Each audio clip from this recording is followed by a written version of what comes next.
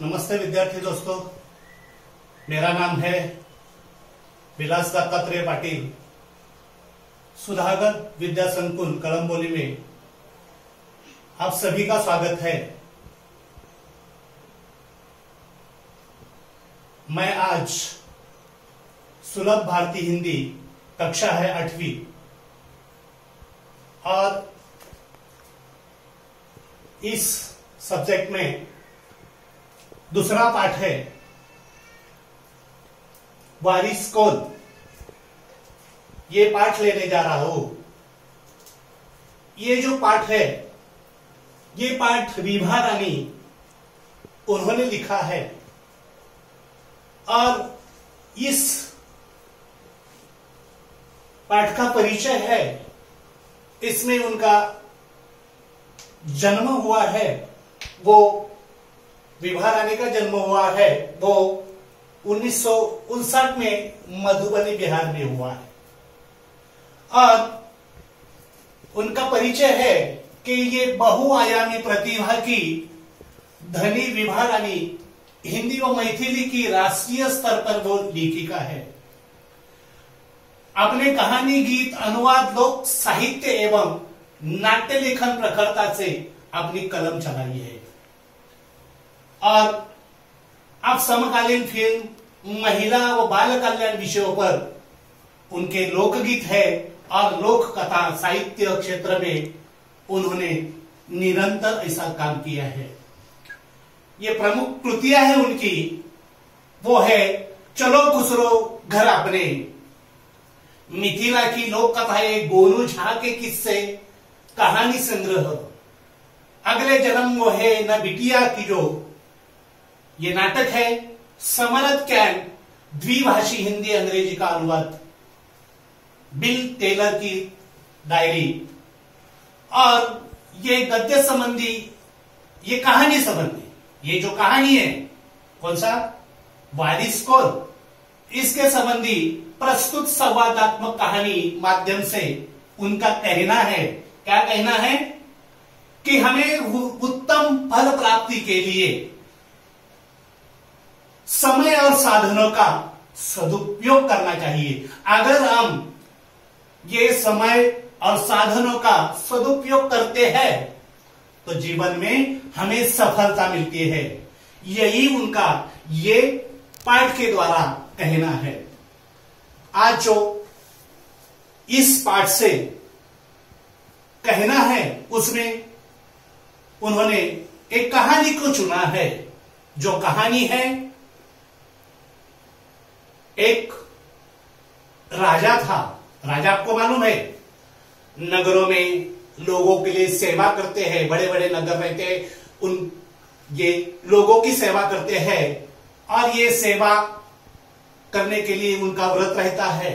अब बहुत बड़ा शहर होता है और लोग कौन सी भी बड़ी बुरी घटनाएं होती है उसमें वो राजा के पास आती है और राजा तो को वो नगर चलाना होता है।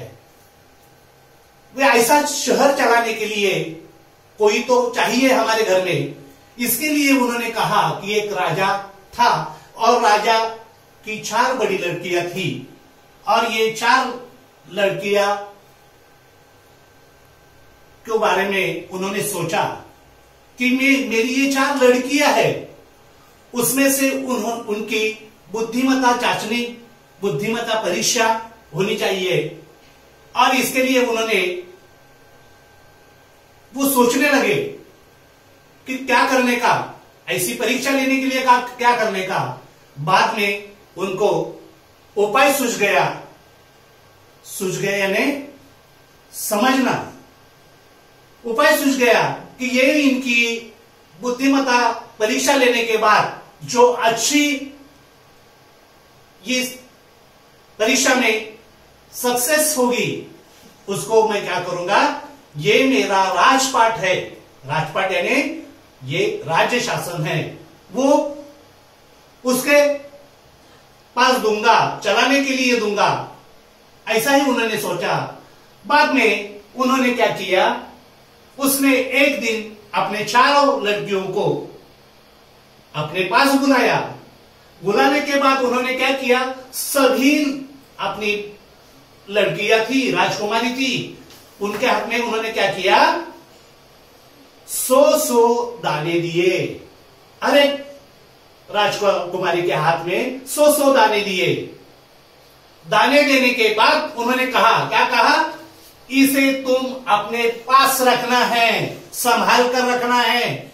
रखने के बाद 5 साल में मेरे हाथ में वो दाने देना है, जब मैं मांगूंगा तब ही देना है, आप लेके आना नहीं है, तब तक ये दाने 5 साल आपने रखना है। सभी राजकुमारी ने ये दाने जो है हाथ में ले लिए और अपने अपने कमरे में निकल गई। निकल जाने के बाद वो गेहूं दाने लेकर अपने कमरे में निकल गई और जाने के बाद बड़ी लड़की थी, वो बड़ी लड़की ज्यादा सोचती नहीं थी। उन्होंने क्या किया, अरे 5 साल दाने ये रखने हैं तो क्या करने का, चलो वो दाने लिए, फेंक दिए। किधर फेंक दिए, खिड़की के बाहर फेंक दिए। और खिड़की के बाहर फेंकने के बाद वो बोली, 5 साल रखना है ये दाने, 5 साल कैसे रखूंगी, और पिताजी को कैसे याद रहेगा, और याद भी रहेगा तो मैं क्या करूंगा, ये दाने है भंडार घर से लेके आऊंगी और पापा को दे दूंगी। ऐसा उन्होंने सोचा। अब देखो दूसरी लड़की ने क्या किया।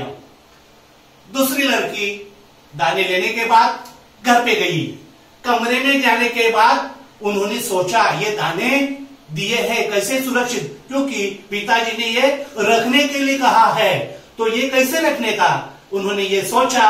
और एक चांदी का डिब्बा निकला। चांदी का डिब्बा निकलने के बाद मखमल के थैले में उन्होंने क्या किया, बांध कर रखा। और मखमल के थैले में बांधकर एक मखमल यानी रेशमी कपड़ा रहता है, और ये रेशमी कपड़े के थैले में बांध कर रखा और एक संदूक में डालकर वो चांदी के डिब्बे में बंद करके रखा। हो गई दूसरी की बात। अभी तीसरी लड़की जो थी, ये तीसरी लड़की थोड़ी दिमाग वाली थी, और ये तीसरी लड़की सोचती रही।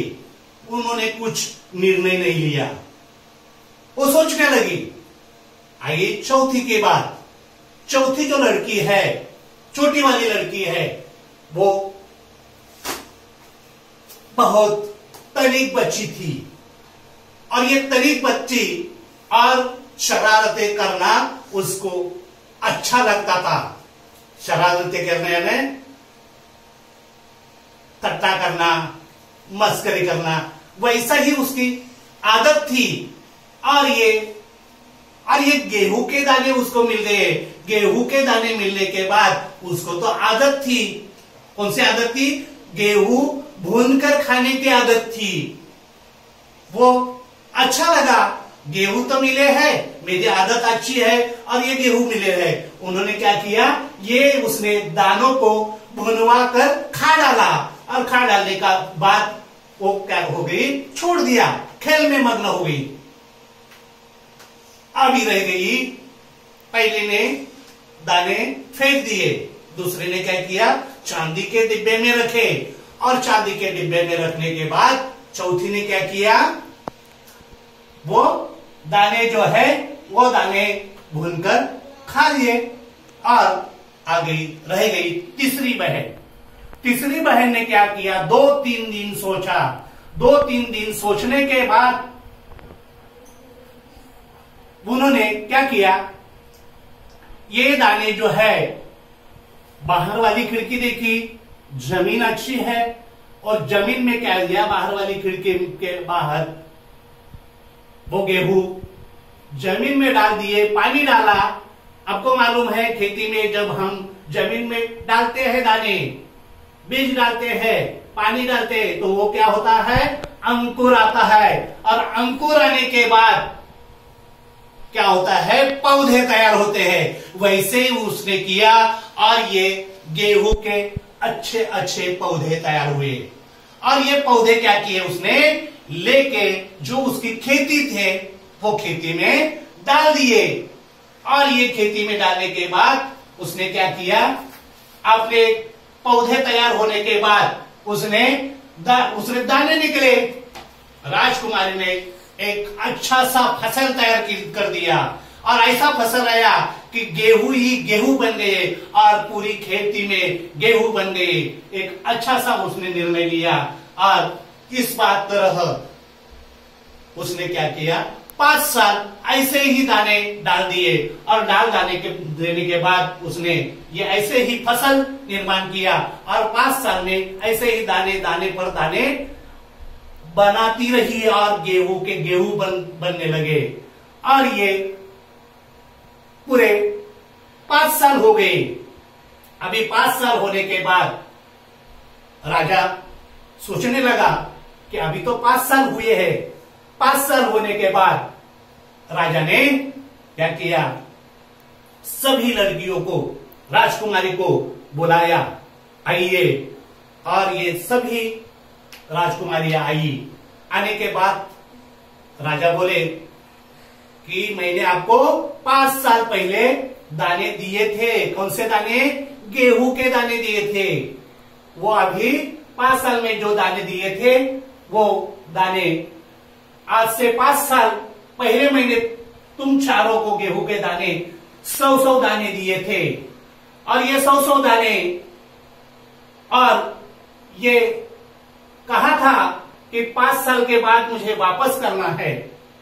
आपको सभी को कहा था कि 5 साल में ये दाने वापस करना है। बाद में उन्होंने ये दाने बड़े लड़की को पूछा, बड़े राजकुमारी को पूछा कि मैंने दाने जो दिए हैं वो दाने क्या किए हैं? वो दौड़ के चल गई। किधर चल गई? हाँ, भंडार घर चल गई। उसके पास तो दाने नहीं थे और ये भंडार घर पे दौड़ के जा गई, चली गई और वो दाने लेके आई। और लेके आने के बाद पापा के हाथ में, पिताजी के हाथ में दिए और ये दाने पिताजी ने लिए। और लेने के बाद पिताजी ने कहा, राजा ने कहा, क्या ये वही दाने हैं जो मैंने तुम्हें दिए थे? पहले तो हाँ बोली। और ये वो पहले हाँ बोली, मगर राजा ने क्या किया, कड़क कर पूछा। कड़क यानी जोर से आवाज से कहा। और ये कहने के बाद ये बड़ी लड़की है, ये बड़ी लड़की सच बोली। उसने क्या क्या किया, ये सच बोली। और आ गई दूसरी लड़की की बात। ये दूसरी लड़की, उसने तो क्या किया मालूम है आपको? मखमल के संदूक जी में, थैली में बांधकर वो चांदी के डिब्बे में रखे थे। वैसा हो चांदी का डिब्बा राजा के पास लेके आई, पिताजी के पास हाथ में दिया। और ये है मैंने दाने ऐसे डिब्बे में बांधकर रखे हैं। और राजा ने क्या किया, वो डिब्बा जो है, ये डिब्बा खोला। खोलने के बाद क्या दिखाई दिया, वो दाने क्या हो गए थे, सड़ गए थे। क्योंकि आपको मालूम है कोई भी ऐसी चीज रहती है, बांध के रहती है तो वो सड़ जाता है। उसने अच्छा सोचा था कि मुझे अच्छा शाबाशी मिलेगी राजा की तरफ से, लेकिन क्या हुआ, ये कोई ऐसा दिमाग लगा के होना चाहिए, काम जो होना चाहिए वो नहीं हुआ। और इसमें से क्या हो गया, ये दाने थे, ये दाने क्या हो गए, सड़ गए। अभी रह गई तीसरी की बात।